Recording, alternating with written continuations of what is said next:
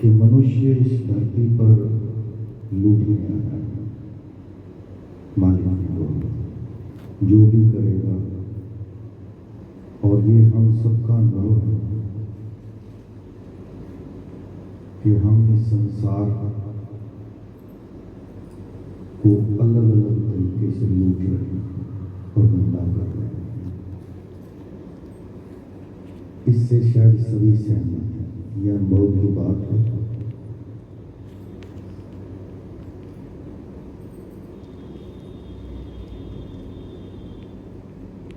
प्रकृति ने इतना दिया,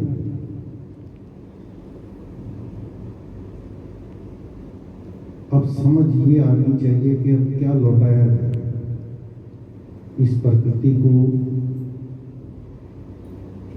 क्या दे सकते हैं, किस रूप में दे सकते हैं, ये मनन प्रश्न है। ये आप सोचिए। फिर बात 3 बिंदु, बुद्धि, मन, इंद्रियां, जिनके बिना जीवन यापन नहीं होता। जो साधन हमें मिला है,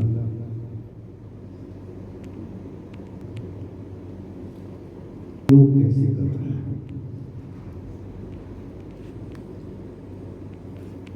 क्या इन साधनों का उपयोग करके मेरे जीवन में आनंद पैदा हुआ या दुख ही पैदा हुआ?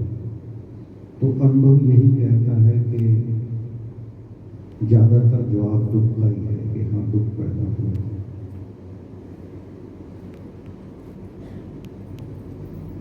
फिर क्या किया जाए कि इन्हीं का प्रयोग करके आनंद प्राप्त ले लिया जाए, श्रेष्ठ जीवन जिया जाए, जिससे कि कोई दूसरा देखे तो उसको भी वैसा जीवन जीने की लालसा। सभी तृष्णाएं गलत हैं, और अगर किसी का श्रेष्ठ जीवन देखकर अगर मेरे में ये तृष्णा या लालसा उठती है मेरे बनने की कि मैं ऐसा बनूं, तो कोई गलत नहीं, ये श्रेष्ठ है। ये ऐसी लालसा है, ऐसी तृष्णा है जो बाकी सभी तृष्णाओं को खा जाएगी। फिर कोई बाकी तृष्णा नहीं रहेगी। बाकी तृष्णाएं तभी तक है जब तक जीवन में कोई श्रेष्ठ तृष्णा पैदा नहीं होती। और मालिक यही चाहते हैं कि हम सबके जीवन में श्रेष्ठ तृष्णा कहें, लक्ष्य कहें, लालसा कहें, वो पैदा हो जाए।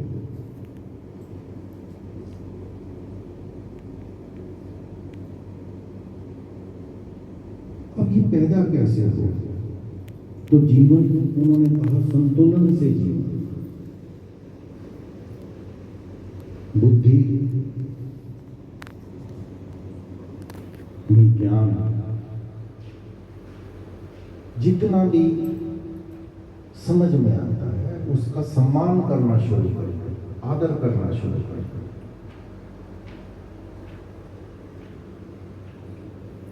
गलती यही होती है कि जो समझ में आ गया उसको आदर नहीं कर पाता। मैं भी उन्हीं में शामिल हूं। पर ये प्रयास जितनी जल्द से जल्द शुरू हो जाए उतनी यात्रा हमारी सबकी सुगम हो जाएगी। फिर मालिक जहां हम सबको देखना चाहते हैं, एक ऐसा सपनों का गांव जहां कोई दुख ना हो, जो परिकल्पना की गई है, उसके हम सब सहभागी बन सकते हैं, तो महासौभाग्यशाली बन जाते हैं। पर अंतर मन को ये मनवाना बड़ा जरूरी है। मालिक ने एक उदाहरण दिया ना चश्मे में, कहा कि बाहर पेड़ जाके देखोगे सबको अनुभव है, कैसा लगता है? सभी ने जवाब दिया हरे। और बोले बाजार से अगर पीला चश्मा खरीद लाए तो सबको पता पीला दिखेगा, अगर नीला खरीद लाए तो नीला दिखेगा। पर क्या इस उदाहरण से तुम्हें क्या समझाना चाहता है? चश्मा क्या बाहरी चश्मा या वो मन का चश्मा जो हम भीतर से देखते हैं, भीतर से सोचते हैं?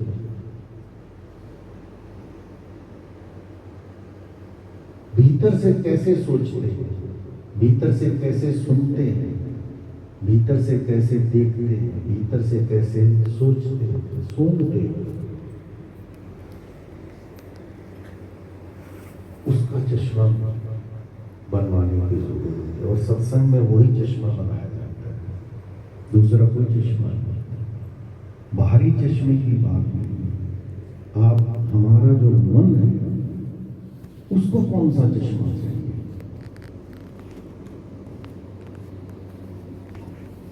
कि वो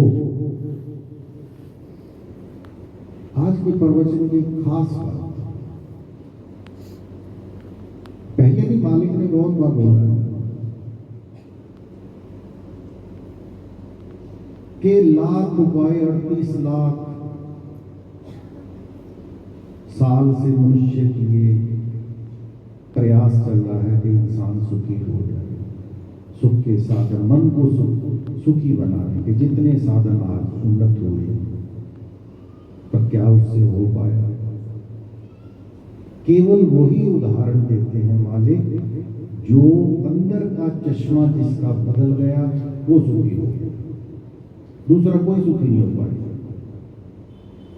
और हम तैयार हो जाएंगे उस अंदरूनी चश्मे को बदलने के लिए, उस अंदरूनी नजर को बदलने के लिए। यही मालिक की गहरी बात है। अंतर मन में क्या पकड़ा है, अंतर मन क्या सोचता है, हृदय में कैसा शब्द का भाव। आज बहुत अटपटा लगता है कई बार, जो प्रारंभिक जीवन में जब इसमें अध्यात्म में आते हैं, सत्संग से जुड़ते हैं, तो जूठन की बात जब सुनते हैं तो लगता नहीं कि ऐसा हो जाता होगा, पर ये प्रमाणित है। इसमें रत्ती भर भी झूठ नहीं।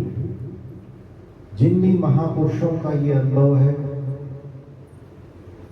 कि सच्चाई है कि भले ही उनके पास बौद्धिक ज्ञान नहीं था, पर वो दुनिया के बहुत सारे बुद्धिमानों को मात दे जाते थे। और उनमें से एक उदाहरण रामकिशन परमहंस कि एक लाटू महाराज जी सेवा किया करते थे, बिल्कुल अनपढ़ थे। वो रामकिशन परमहंस का जो बचा था उसी का भोग लगा, उसी को खा। और यहां भी मैं कहूंगा जूठन एक सामान्य व्यक्ति के लिए तो शब्द हो सकता है, पर साधक के लिए जूठन नहीं है। साधक के लिए तो भोग का प्रसाद है, जो उसके अंदर मन को बदलेगा। क्यों? वहां तक बुद्धि जाएगी नहीं कि उससे क्या हो सकता है, अंदर क्या रसायन बनेंगे, कैसे सोच बदलेगी, कौन से केमिकल चेंज होंगे, सब अदृश्य में है। वो दृश्य में नहीं आ सकता, ना जुबान से बताया जा सकता। पर सच्चाई ये है कि जिनका भी ये अनुभव है, और रामायण में भी हो सकता है मैं गलत भी हूं, कि उत्तरकांड में काकभूषण जी के मुख से रामायण में बहुत सारे प्रश्नों के उत्तर दिए गए, और उस प्रश्नों के उत्तरों को सुनने के लिए कौन आया हुआ है? गरुड़ पक्षी, जो पक्षियों का राजा है। और किसके मुख से सुनाया जा रहा है? एक कौवे के मुख से। और कौआ कौन? जो राम लल्ला जब बाल अवस्था में थे तो उनके मुख से जो माल हुए गिर जाते थे, वो कौआ पीछे पीछे उड़ता हुआ उनको खाता था और वो ही जवाब देता। क्यों? गरुड़ को संशय हो गया था कि लक्ष्मण जी जब नाग पाश में बंधे कि खोलने के लिए मेरे को बुलाया गया, तो ये कैसे? जैसे मालिक ने कहा ना, 1 सेकंड में तुम्हारी बुद्धि को मैं भ्रमित कर सकता हूं, तो बड़ो बड़ो हो जाती है, इसमें कोई शक नहीं। हमें और इसलिए जो भी आज बताया गया है, कल भी मैंने कहा, गुरु वचनों में गहरा राज है। राज नहीं, गहरा है। गहरे में उतर के ही पता चलेगा। जीवन में जितना गहरे में उतरेंगे उतना ले, उतना समेट।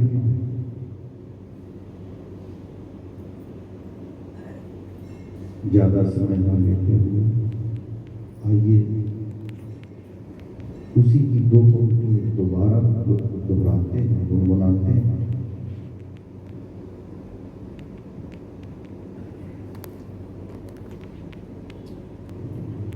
सभी साथ में थोड़ा सा। गुरु वचनों को रखना संभाल के, गुरु वचनों में गहरा राज है। जिसने जानी है महिमा गुरु की, उसका डूबा कभी न जहाज है। गुरु वचनों को रखना संभाल के, एक वचन में गहरा राज है। जिसने जानी है महिमा गुरु की, उसका डूबा कभी न जहाज है।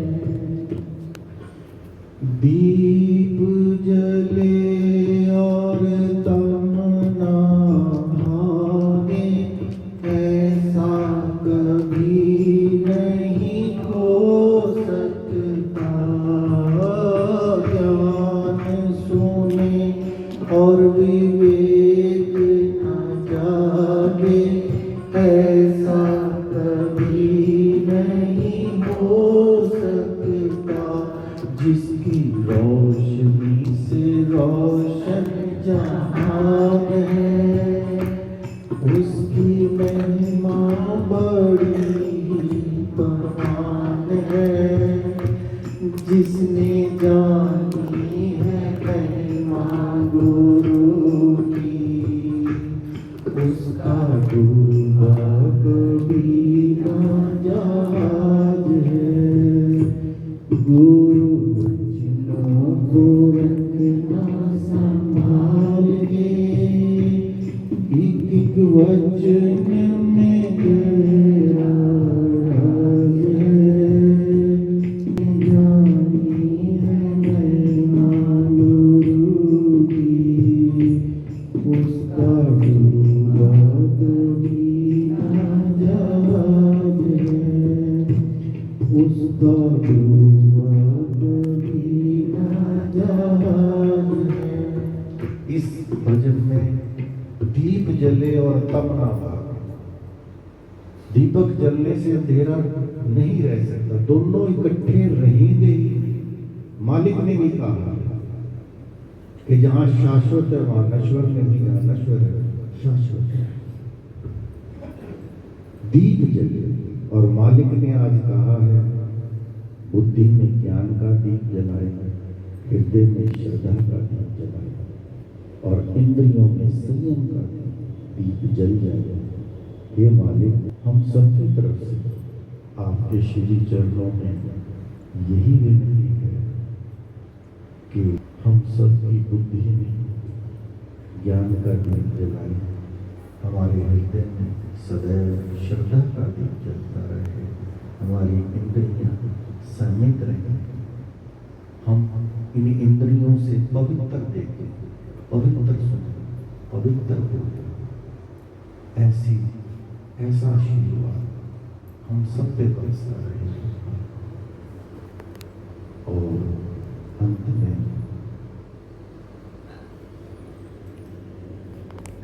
एक ही बात मैं फिर कहता हूं कि जो मालिक ने कहा उसको 100% ग्रहण कीजिए। जो मैंने कहा कुछ मैच करता है तो वो मालिक का दिया हुआ है, और जो मैच नहीं कर रहा, जो मेल नहीं खा रहा, उसे आपने नहीं पकड़ना है, उसे इस दास की दृष्टता समझ के क्षमा करना है। उसके लिए मैं सबसे क्षमा प्रार्थी और दिल से क्षमा, सच्चे मन से केवल वही लेके जाए जो मालिक आपको देना चाहते हैं। बोलिए सतगुरुदेव महाराज की जय। और एक विशेष सूचना, कल का सत्संग 10 से 12 है और समय पर आकर इस अमृत वर्षा का लाभ